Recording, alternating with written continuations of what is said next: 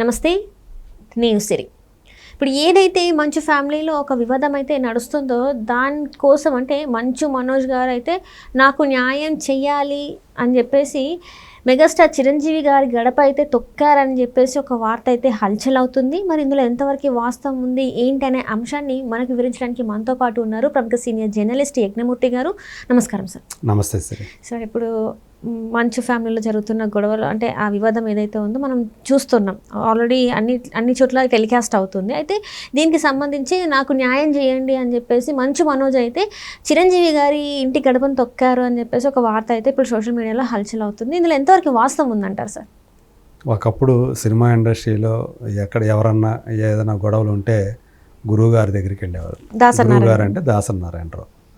So ఆ దాసరి నారాయణరావు గారి ఇంట్లోనే ఆస్తుల గొడవల తర్వాత, ఆయన చనిపోయిన తర్వాత ఆస్తుల గొడవలు చాలా తారాస్థాయి వెళ్ళినాయి. చివరి రోజుల్లో కూడా ఆయన ఒకవేళ తను పోయిన తర్వాత ఏదైనా ఆ గొడవలు తన కొడుకుల మధ్య ఆ గొడవల్ని మోహన్ బాబు, మురళీమోహన్ వీళ్ళిద్దరూ పెద్ద మనుషులుగా ఉండి సెటిల్ చేయాలని కూడా ఆయన కోరుకున్నారు. ఆయన అనేది కూడా మనకి బాగా సర్క్యులేట్ అయ్యేటువంటి ఒక విషయం. సో మరి అలాంటి దాసరి నారాయణరావు గారు పోయిన తర్వాత నిజంగానే cinema industry, Telugu cinema industry ఒక పెద్ద దిక్కును కోల్పోయినట్టుగా విలవిల్లాడిపోయింది. ఆయన ఉన్నప్పుడైతే 24 క్రాఫ్ట్లో ఏ క్రాఫ్ట్ వాళ్ళైనా సరే మాకు ఇలా జరుగుతూ ఉంది, ఇలా అన్యాయం జరుగుతుంది, అలాగే పెద్ద సినిమాల వల్ల, పెద్ద నిర్మాతల వల్ల మేము అన్యాయం అయిపోతున్నాం, చిన్న నిర్మాతలు మాకు వాళ్ళు డబ్బులు కొట్టారని చెప్పేసి ఎవరైనా సరే వర్కర్సు వీళ్ళు ఆయన ఇంటి తలుపు తట్టేవాళ్ళు. ఎప్పుడూ కూడా ఆ తలుపు ఓపెన్గానే ఉండేది. తలుపు తీసుకొని లోపలికి వెళ్ళొచ్చు, తాళం వేసి ఉండేది కాదు. అట్లా ఉండేది, అంత ఓపెన్గా ఉండేది. సో వాళ్ళన్నీ కూడా ఆయన ఓపికగా విని న్యాయం ఉందనిపిస్తే ఖచ్చితంగా ఆయన అవతల వాళ్ళని పిలిపించి వీళ్ళకి అనుకూలంగా, వీళ్ళకి మీరు చేస్తున్న తప్పు, వీళ్ళకి చేసి పెట్టండి, వాళ్ళకి ఇవ్వాల్సిన ఇచ్చేసేయండి అని ఇట్లా సెటిల్ చేసేవాళ్ళు. వివాదాన్ని శుద్ధి అవతల వాళ్ళు కూడా ఆయన గౌరవించేవాళ్ళు. సో దాసరి నారాయణరావు గారు చెప్పారు, సో మనం చేద్దాం. సో అంత విలువ ఆ రోజుల్లో ఆయన ఉన్నంతకాలం ఉండేది. ఇంతమంది ఆయన కంటే సీనియర్లు ఉన్నారు, ఆయన తర్వాత వచ్చిన వాళ్ళు ఉన్నారు, మహామహులు ఉన్నారు, హీరోలు ఉన్నారు. కానీ అయినా కానీ ఆయనకి ఎందుకు అంత వాల్యూ అంటే ఆయన అట్లా ప్రజల కోసం, నేను ప్రజల వాడిని, ప్రజల మనిషిని అని చెప్పేసి ఆయన అనుకున్నాడు. ఈవెన్ ఆయన భార్య అనుకుంది, దాసరి పద్మ గారు అనుకుంది. తమ ఇంటి గడప ఎవరైనా సరే తొక్కితే న్యాయం కోసం, అది వాళ్ళ కోసం ఆ న్యాయం జరిపేదాకా వాళ్ళు ఊరుకోరు అనేది కూడా అంత పేరుండేది. మోహన్ బాబు కూడా అక్కడి నుంచి వచ్చినవాడే. నాకు తండ్రి తర్వాత తండ్రి అంతటి వాడు దాసరి నారాయణ, ఆయనే అనేక సందర్భాల్లో చెప్పినవాడు. సో ఆయన్ని హీరోగా పరిచయం చేసింది ఈ నటుడిగా, అసిస్టెంట్ డైరెక్టర్ నుంచి దాసరి నారాయణరావు గారే. సో ఆ కన్సర్న్ ఆయన ఎప్పుడు చెప్తూనే ఉండేవాడు. అలాంటి దాసరి నారాయణ ఇంట్లో, సొంత ఇంట్లోనే ఆస్తుల గొడవలు వచ్చాయి. ఇప్పుడు మోహన్ అత్యంత క్రమశిక్షణ కలిగినటువంటి కుటుంబం నాది అని చెప్పుకునే మోహన్ బాబు ఇంట్లో ఇప్పుడు గొడవ వచ్చింది. సొంత తండ్రి కొడుకులు ఒకళ్ళ మీద ఒకళ్ళు ఫిర్యాదులు చేసుకున్నారు. తను మోహన్ బాబు అయితే మనోజ్ వల్ల, ఆయన భార్య మౌనిక రెడ్డి వల్ల నాకు, నా కుటుంబానికి ప్రాణహాని ఉంది అని చెప్పేసి ఆయన ఫిర్యాదు చేయటం, పోలీసులకు ఫిర్యాదు చేయటం అనేది చిన్న విషయం కాదు. కొడుకు కోడల మీద ఫిర్యాదు చేశాడు, నాకు ప్రాణహాని ఉందని. సో ఆ స్థాయికి వాళ్ళ విభేదాలు అంత దాకా వెళ్ళే, ఆ ఘర్షణ అనేది, ఇద్దరి మధ్య ఘర్షణ ఆ స్థాయికి వెళ్ళింది. సో ఎందుకు వెళ్ళింది ఏంటి అనేది వాళ్ళకి మాత్రమే తెలుస్తుంది, అలాగే ఆ ఇంట్లో ఉండే వాళ్ళకి తెలుస్తుంది. అంటే ఇప్పుడు ఆ ఇండస్ట్రీలో సార్ మోహన్ బాబు గారు అంటే చాలా పెద్ద పేరు ఉంది. అంటే ఇప్పుడు ఆయన దగ్గరికి అన్ని ఎవరో ఏదైనా అయినా కూడా ఆయన ఇంటి వైపే చూస్తే ఇదిలో ఉన్నప్పుడు ఇలాంటి ఆయనకి ఇలాంటి కష్టం వచ్చింది. అది కూడా ఏంటంటే మంచు మనోజ్ ఎప్పుడైతే పెళ్లి చేసుకున్నాడో అప్పటి నుంచి కూడా వాళ్ళ ఇంట్లో చాలా గొడవలు అవుతున్నాయి. ఇప్పుడు ఆస్తి వివాదం కూడా అందుకోసం వచ్చింది. దానికి కారణం కూడా మౌనిక రెడ్డి పేరే వస్తుంది. ఇలాంటి టైంలో మనము అంటే లైక్ వాళ్ళకి వాళ్ళు అండగా ఉండకుండా ఇంట్లో క్లియర్ చేయకుండా ఇట్లా బయటకు పడడం ఎంతవరకు కరెక్ట్? అది కూడా కొడుకు కోడలే వల్లనే నాకు ప్రాణహాని ఉందని చెప్పడం ఇంకా అది వివాదాస్పదం అయిపోయింది. అంటే అంత లోపల అంత తీవ్రంగా జరిగి ఉంటుందా సార్ మరి? అదే అంటే ఒకరి మీద ఒకరు ప్రాణహాని ఉందని చెప్పేసి పెట్టుకోవటం అనేది, పైగా తన మీద ఎవరో 10 మంది అనానిమస్ గుర్తు తెలియని వాళ్ళు నా మీద దాడి చేశారు అని మనోజ్ కూడా ఫిర్యాదు చేయటం. సో దీని మీద విచారణ జరపాలి, నాకు న్యాయం చేయాలి అని చెప్పేసి తెలంగాణ ముఖ్యమంత్రి రేవంత్ రెడ్డిని, అలాగే ఆంధ్రప్రదేశ్ ముఖ్యమంత్రి చంద్రబాబు నాయుడు, డిప్యూటీ సీఎం పవన్ కళ్యాణ్, అలాగే ఐటీ మినిస్టర్ ఆయన్ని నారా లోకేష్ని ట్యాగ్ చేస్తూ తను ట్వీట్లు కూడా చేశాడు. అయితే ఇందాక నేను చెప్తున్నాను, దాసనారాయణరావు గారి తర్వాత ఆ పెద్దరికం వహించాలని చెప్పి చాలామంది చిరంజీవి గారిని కోరారు. చిరంజీవి గారికి ఈ విషయంలో కొన్ని లిమిటేషన్స్ ఉన్నాయి, దాసనారాయణరావు గారిది వేరే.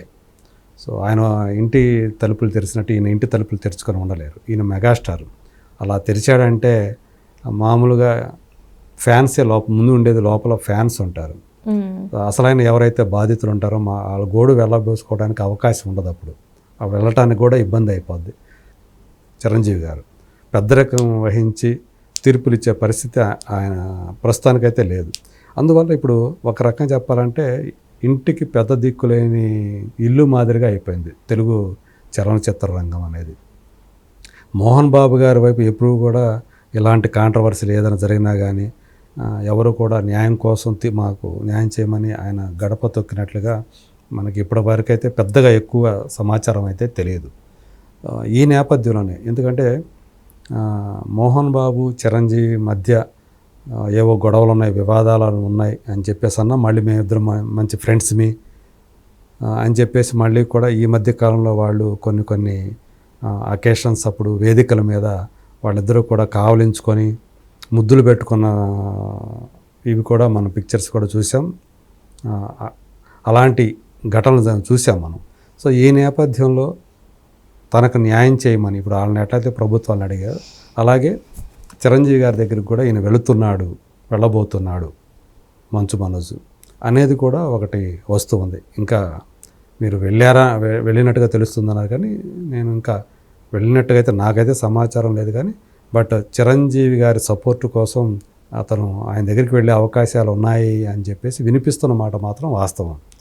మరి చిరంజీవి గారు ఇందులో జోక్యం, ఇది మీ వ్యక్తిగత విషయం, ఇందులో నేను జోక్యం చేసుకోను అనే ఆయన చెప్పే అవకాశాలు ఉన్నాయని నేను అనుకుంటున్నాను. ఎందుకంటే చిరంజీవి గారి సంగతి నాకు బాగా తెలుసు కాబట్టి ఆయన ఒకరి ఇంటి వ్యవహారాల్లోకి జోక్యం చేసుకుంటారని నేను అనుకోవట్లేదు. తన వల్ల అవుతుంది అనుకుంటే అప్పుడు చేసుకుంటారేమో, కానీ ఇక్కడ మరి మౌనికా రెడ్డి కూడా ఉంది కాబట్టి మరి ఆయన జోక్యం చేసుకుంటారంటే నేనైతే అదైతే నమ్మను జోక్యం చేసుకుంటారని. కానీ అయినప్పటికీ కూడా అంటే తండ్రితో ఒక మాట ఈయన చెప్తారు, తనకు న్యాయం చేస్తారు అని మనోజ్ అనుకొని ఆయన దగ్గరికి వెళితే మరి ఆయన ఏం సమాధానం చెప్తారు ఏంటి అనేది కూడా మరి చూడాలి మనం. సో తన స్నేహితుడు కాబట్టి మోహన్ బాబు కొంచెం ప్రధానంగా ఇక్కడికి వచ్చేది ఏంటంటే తండ్రి తనకి సపోర్టు అసలు ఏమాత్రం తనకు సపోర్ట్ చేయకుండా పెద్ద కొడుకు అయినటువంటి విష్ణుకి సపోర్ట్ చేస్తున్నాడు ఆర్థికంగా, వ్యాపారాల విషయంలో కానీ బిజినెస్ విషయంలో కానీ, స్కూళ్ళు కాలేజీలకు కానివ్వండి, అలాగే సినిమాలు. ఇప్పుడు ఏదైతే కన్నప్ప అనే సినిమా చేస్తున్నారో అది చాలా భారీ బడ్జెట్ తోటి చేస్తూ ఉన్నారు. అంటే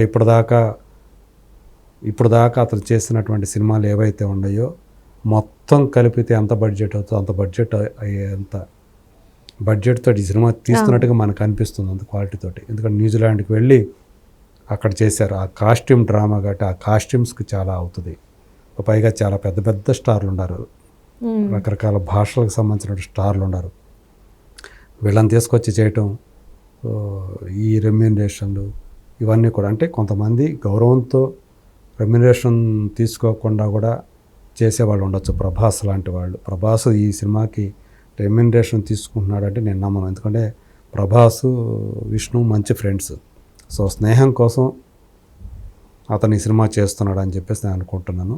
మరి ఒకవేళ అతను తీసుకోకపోయినా ఇతను ఎంత నామినల్గానే ఇతను ఇస్తున్నాడేమో తెలియదు. సో వీళ్ళు అక్షయ్ కుమార్ అలాగే మోహన్ లాల్ కూడా అయితే అక్షయ్ కుమార్కి ఏమైనా ఇస్తున్నారేమో, శివుడు పాత్ర చేస్తున్నాడు కాబట్టి. మోహన్ లాల్ కూడా ఆ మోహన్ లాల్ కుటుంబానికి అలాగే మోహన్ బాబు కుటుంబానికి మధ్య చాలా ఫ్రెండ్షిప్ ఉంది. వీళ్ళు కేరళకి వెళ్ళినా వాళ్ళ ఇంటికి వెళ్తారు, మోహన్ లాల్ ఇక్కడికి వస్తే హైదరాబాద్ వస్తే మోహన్ బాబు ఇంటికి వెళ్తారు, అక్కడ స్టే అవుతారు. కాబట్టి ఆయన కూడా డబ్బులు తీసుకొని చేస్తున్నారని అనుకోను. కానీ ఏదేమైనప్పటికీ ప్రొడక్షన్కి, ఎందుకంటే అన్ని రోజుల పాటు నెలల తరబడి న్యూజిలాండ్లో ఉండి అక్కడ షూట్ చేయడం అంటే చాలా ఖర్చుతో కూడుకున్న వ్యవహారం. సో మరి చూద్దాం, మరి చివరికి చిరంజీవి గారు ఒకవేళ మనోజ్ చిరంజీవి దగ్గరికి వెళ్ళి తనకు సపోర్ట్ చేయమని అడిగితే చిరంజీవి గారు ఏం చేస్తారు ఏంటి అనేది ఇప్పుడు అందరిలోనూ ఆసక్తి రేకిస్తున్నటువంటి ఒక అంశం అని చెప్పుకోవాలి. Right sir, thank you so much sir. Thank you.